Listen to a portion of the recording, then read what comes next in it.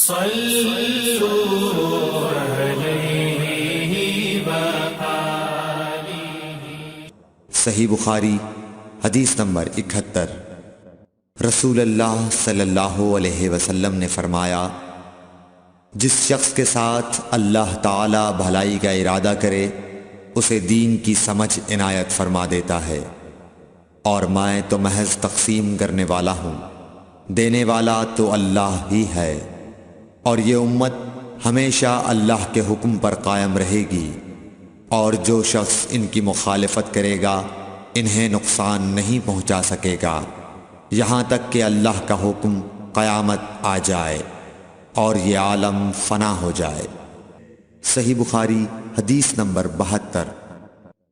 عبداللہ بن عمر رضی اللہ تعالی عنہ کہتے تھے کہ ہم رسول اللہ صلی اللہ علیہ وسلم کی خدمت میں حاضر تھے کہ آپ صلی اللہ علیہ وسلم کے پاس کھجور کا ایک گابھا لایا گیا۔ اسے دیکھ کر آپ نے فرمایا کہ درختوں میں ایک درخت ایسا ہے اس کی مثال مسلمان کی طرح ہے۔ ابن عمر کہتے ہیں کہ یہ سن کر میں نے ارادہ کیا کہ عرض کروں کہ وہ درخت کھجور کا ہے، مگر چونکہ میں سب میں چھوٹا تھا اس لیے خاموش رہا۔ پھر رسول اللہ صلی اللہ علیہ وسلم نے خود ہی فرمایا کہ وہ کھجور ہے۔ صحیح بخاری حدیث نمبر 73۔ رسول اللہ صلی اللہ علیہ وسلم کا ارشاد ہے کہ حسد صرف 2 باتوں میں جائز ہے، ایک تو اس شخص کے بارے میں جسے اللہ نے دولت دی ہو اور وہ اس دولت کو راہ حق میں خرچ کرنے پر بھی قدرت رکھتا ہو، اور ایک اس شخص کے بارے میں جسے اللہ نے حکمت کی دولت سے نوازا ہو اور وہ اس کے ذریعے سے فیصلہ کرتا ہو اور لوگوں کو اس حکمت کی تعلیم دیتا ہو۔ صحیح بخاری حدیث نمبر 74۔ رسول اللہ صلی اللہ علیہ وآلہ وسلم نے فرمایا، ایک دن حضرت موسیٰ علیہ السلام بنی اسرائیل کی ایک جماعت میں بیٹھے ہوئے تھے کہ اتنے میں ایک شخص آیا اور اس نے آپ سے پوچھا، کیا آپ جانتے ہیں کہ دنیا میں کوئی آپ سے بڑھ کر عالم موجود ہے؟ حضرت موسیٰ علیہ السلام نے فرمایا، نہیں۔ اس پر اللہ تعالیٰ نے حضرت موسیٰ علیہ السلام کے پاس وحی بھیجی کہ ہاں، ہمارا بندہ خضر ہے جس کا علم تم سے زیادہ ہے۔ حضرت موسیٰ علیہ السلام نے اللہ سے دریافت کیا کہ خضر علیہ السلام سے ملنے کی کیا صورت ہے؟ اللہ تعالیٰ نے ایک مچھلی کو ان سے ملاقات کی علامت قرار دیا اور ان سے کہہ دیا کہ جب تم اس مچھلی کو گم کر دو تو واپس لوٹ جاؤ، تب خضر سے تمہاری ملاقات ہوگی۔ تب موسیٰ علیہ السلام چلے اور دریا میں مچھلی کی علامت تلاش کرتے رہے۔ اس وقت ان کے ساتھی نے کہا، جب ہم پتھر کے پاس تھے کیا آپ نے دیکھا تھا؟ میں اس وقت مچھلی کا کہنا بھول گیا اور شیطان ہی نے مجھے اس کا ذکر بھلا دیا۔ موسیٰ علیہ السلام نے کہا، اسی مقام کی ہمیں تلاش تھی۔ تب وہ اپنے نشانات قدم پر پچھلے پاؤں باتیں کرتے ہوئے لوٹے، وہاں انہوں نے خضر علیہ السلام کو پایا۔ پھر ان کا وہی قصہ ہے جو اللہ نے اپنی کتاب قرآن میں بیان کیا ہے۔ صحیح بخاری حدیث نمبر 75۔ حضرت ابن عباس رضی اللہ تعالی عنہ نے فرمایا کہ ایک مرتبہ رسول اللہ صلی اللہ علیہ وآلہ وسلم نے مجھے سینے سے لگا لیا اور دعا دیتے ہوئے فرمایا کہ اے اللہ، اسے علم کتاب قرآن عطا فرمائیو۔ صحیح بخاری حدیث نمبر 76۔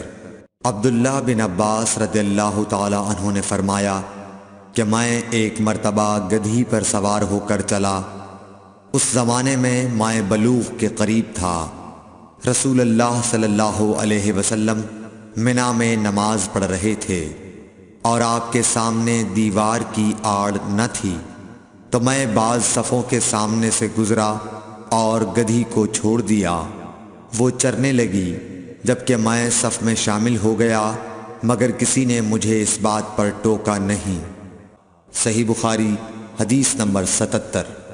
محمود بن ربی فرماتے ہیں کہ کہ مجھے یاد ہے کہ ایک مرتبہ رسول اللہ صلی اللہ علیہ وسلم نے ایک ڈول سے منہ میں پانی لے کر میرے چہرے پر کلی فرمائی اور میں اس وقت 5 سال کا تھا۔ صحیح بخاری حدیث نمبر 78۔ حضور اکرم صلی اللہ علیہ وآلہ وسلم نے فرمایا کہ ایک بار حضرت موسیٰ علیہ السلام بنی اسرائیل کی ایک جماعت میں تھے کہ اتنے میں ایک شخص آیا اور کہنے لگا، کیا آپ جانتے ہیں کہ دنیا میں آپ سے بھی بڑھ کر کوئی عالم موجود ہے؟ حضرت موسیٰ علیہ السلام نے فرمایا کہ نہیں۔ تب اللہ تعالیٰ نے حضرت موسیٰ علیہ السلام پر وحی نازل کی کہ ہاں، ہمارا بندہ خضر علم میں تم سے بڑھ کر ہے۔ تو حضرت موسیٰ علیہ السلام نے ان سے ملنے کی راہ دریافت کی۔ اس وقت اللہ تعالیٰ نے ان سے ملاقات کے لیے مچھلی کو نشانی قرار دیا اور ان سے کہہ دیا کہ جب تم مچھلی کو نہ پاؤ تو لوٹ جانا، تم خضر سے ملاقات کر لوگے۔ حضرت موسیٰ علیہ السلام دریا میں مچھلی کے نشان کا انتظار کرتے رہے۔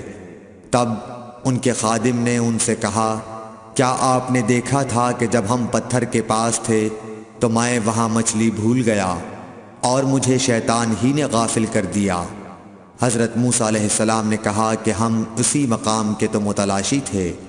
تب وہ اپنے قدموں کے نشانوں پر باتیں کرتے ہوئے واپس لوٹے۔ وہاں خضر علیہ السلام کو انہوں نے پایا۔ پھر ان کا قصہ وہی ہے جو اللہ تعالیٰ نے اپنی کتاب میں بیان فرمایا ہے۔ صحیح بخاری حدیث نمبر 79۔ آپ صلی اللہ علیہ وآلہ وسلم نے فرمایا کہ اللہ تعالیٰ نے مجھے جس علم و ہدایت کے ساتھ بھیجا ہے اس کی مثال زبردست بارش کی سی ہے جو زمین پر خوب برسے۔ بعض زمین جو صاف ہوتی ہے وہ پانی کو پی لیتی ہے اور بہت سبزہ اور گھاس اگاتی ہے، اور بعض زمین جو سخت ہوتی ہے وہ پانی کو روک لیتی ہے۔ اس سے اللہ تعالیٰ لوگوں کو فائدہ پہنچاتا ہے، وہ اس سے سیراب ہوتے ہیں اور سیراب کرتے ہیں۔